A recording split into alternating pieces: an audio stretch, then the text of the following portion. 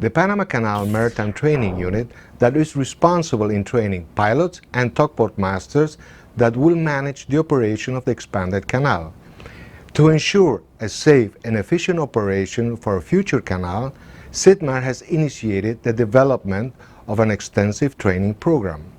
In this video, we will show you the initial steps of this important project.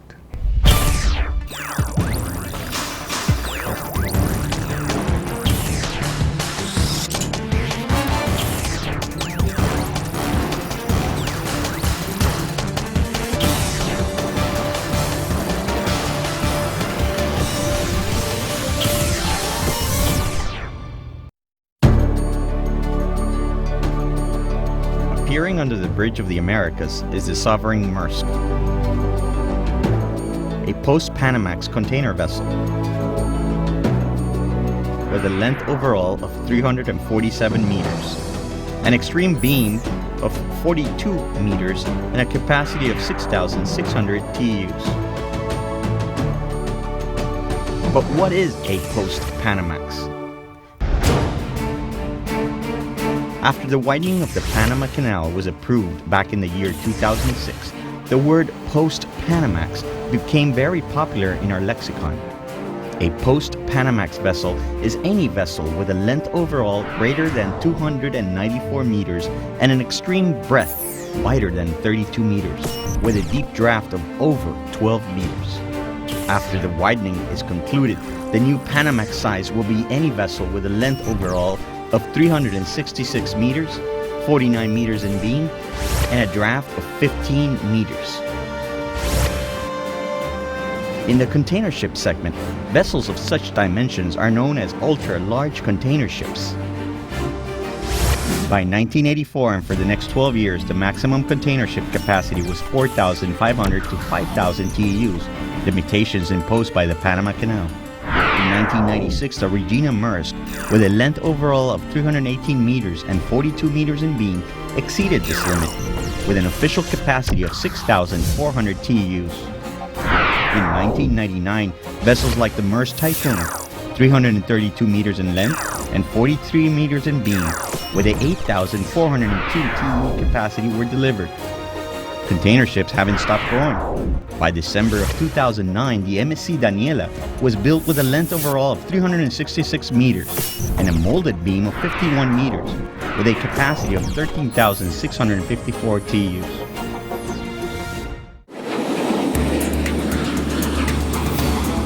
In June 2010, ACP personnel visited the port of Antwerp to observe the handling of these ultra-large container ships. The Port of Antwerp is the second largest port in Europe and the home terminal for the Mediterranean Shipping Company, or MSC. The ultra-large container ship MSC Roma, chartered by MSC, arrives at Antwerp on a regular basis. The MSC Roma is a container vessel with a total capacity of 9,178 TEUs. She has an overall length of 336.7 meters and a beam of 45 meters. Before receiving vessels of such enormous dimensions, the Assistance Division of the Flemish government and Flemish Pilotage, both responsible for the safe navigation of the Flemish harbors, conducted a technical study to determine the feasibility, procedures, and resources required to allow these large container vessels to safely navigate the Scheldt River. The Scheldt is a tidal river affected by strong ebb and flood currents. The current is usually used positively by the pilots to assist the vessel in certain maneuvers, such as turning around. The force of the tide can be immense. Water is several times denser than air. This force is influenced by draft and depth of water, the ship's bow configuration, the velocity of the tidal current, the underkeel clearance, or UKC. The single greatest influence upon the magnitude of the tidal force is the underkeel clearance. The ratio of the vessel's draft to depth of water is very important. With a depth to draft ratio of 3, water flows freely under the vessel's keel. However, with a depth to draft ratio of 1.2, the tidal force is 3 times stronger. This is due to the blocking effect of a vessel as the under-keel clearance is reduced.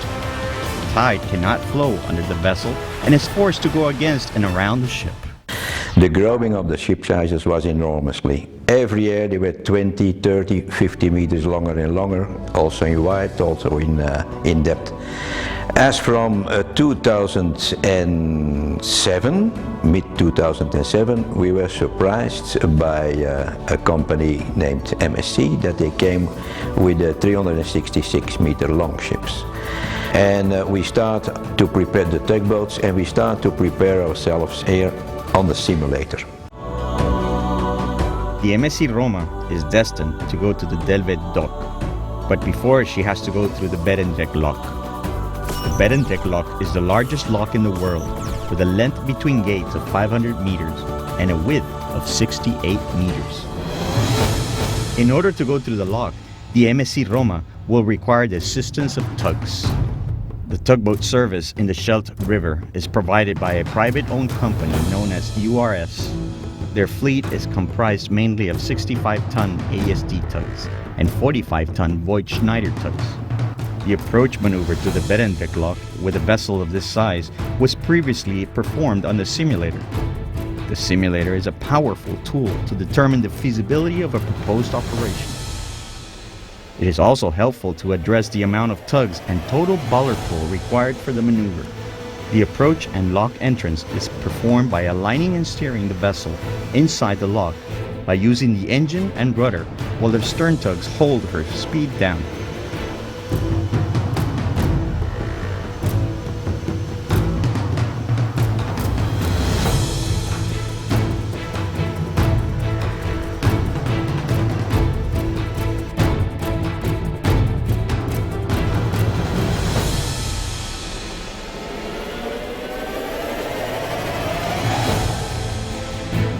The dead slow speed of the MSC Roma is 9.7 knots, which corresponds to 35 revolutions per minute.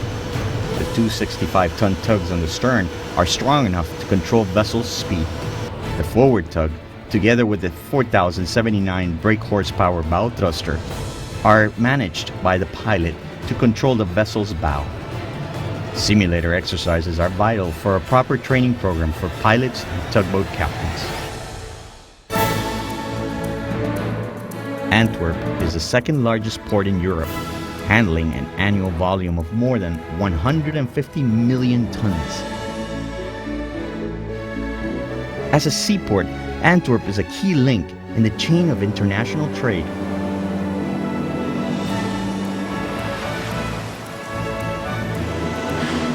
Thanks to its extensive transport network, the Port of Antwerp is connected to all the European centers of consumption and production.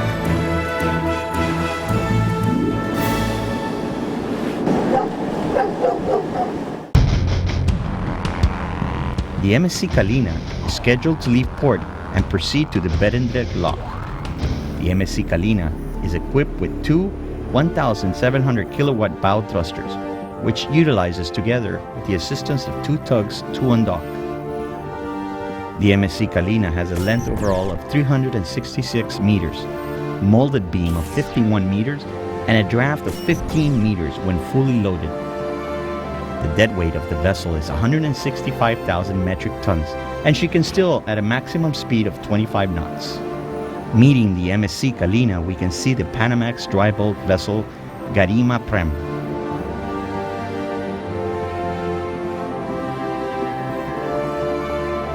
The MSC Kalina can carry about 7,572 TEUs on deck and about 7,428 TEUs in her holds.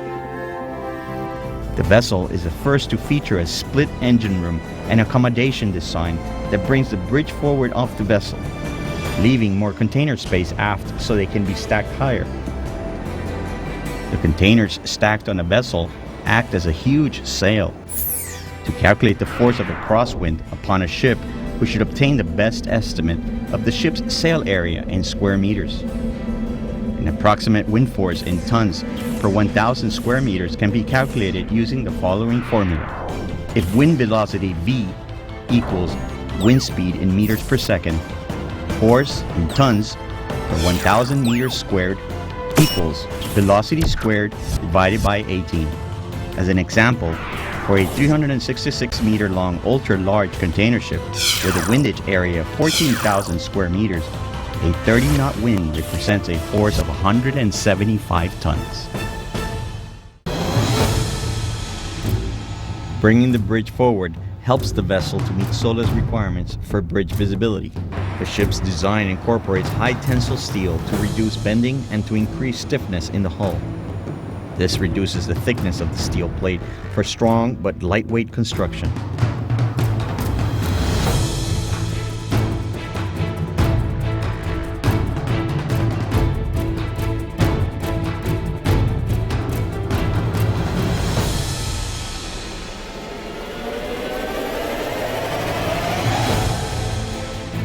We can see how the lock entrance disappears as the MSC Kalina approaches Barendrecht. How do the Flemish pilots manage to handle a vessel of such enormous size into the confined waters of the lock? The Flemish pilots utilize an electronic navigation aid known as a Pilot Portable Unit, or PPU. The new ships, big ships, container ships nowadays who come to Antwerp are obliged to take these new navigational equipment on board, which we call the full SNMS. But for the 366 meter ships, we need a more precise portable pilot unit. We need more information about more precise information, so that the information that we get is up to 1 centimeter precise. Also, the dimensions of the ship are that large nowadays that visually it is very difficult for a pilot to appreciate the real distances which separate, for instance, the ship's hull and the wall. We have all the information about the course of the ship, the speed of the ship, and how the ship is swaying to port or to left. We know the distances, we know the speeds, and so we can see how the ship will enter the lock. We can predict the path of the ship inside the lock. Simulations is indeed a powerful tool for training, research and resource management. The training program on the simulator is very important. Why? Because starting from an unknown situation, you must be very well prepared on that. The proper use of simulation will ensure a safe and efficient operation in the expanded Panama Canal. The simulator program will help you a good deal to handle the new ships. The 366 meter ships, we need a more precise portable pilot unit. We need more information about more precise information. The electronic navigational device, such as the Pilot Portable Unit, can give you a better assessment for the vessel's speed, rate of turn, and distance to the lock's wall. PPU said we have an accuracy of a few meters or tens of meters. Now with the new system we can navigate up to accuracies of 1 centimeter. It's a tool the pilot's using, and it's more information, and so they have possibility to react sooner to the movement of the ships. Absolutely necessary, because your visibility on board is reduced by containers and so on. So you need absolutely more information on that. We look forward in the near future to receive these huge vessels in our waterway. To all my Flemish colleagues, thank you very much for all the support given.